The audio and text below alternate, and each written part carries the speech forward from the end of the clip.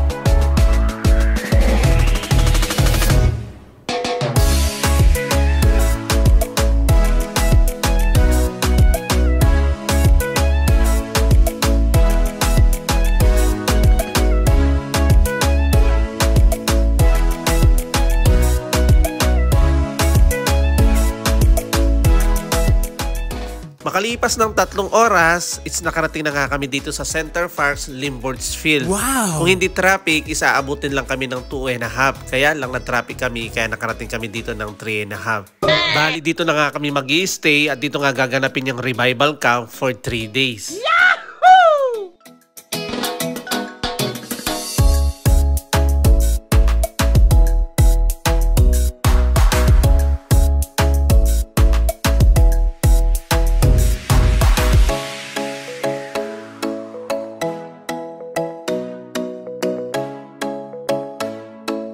At pagkababa nga namin sa bus is dali-dali na nga kami at nagkanya-kanya naghanap kung saan kami mag-i-stay. At dito nga sa lugar na to is may mga kanya-kanyang parang cottage. Kaya ito yung tinatawag na mga chalet. Dahil pare-parehas yung mga bahay dito, nakakalito, medyo naligaw-ligaw nga kami at umabot nga kami ng 10 minutes para mahanap nga itong tutulugan namin. At finally, at heto na nga at nakarating na kami. Oh, parang bagyo lang ah. Buksan nyo na, baka open. Andito, baka nandyan. Wow! Yan! Sorry po, wala kasi sa bantay ng ganito.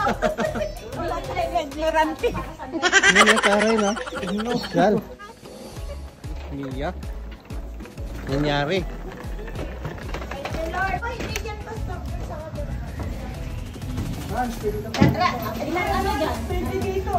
Wala talaga?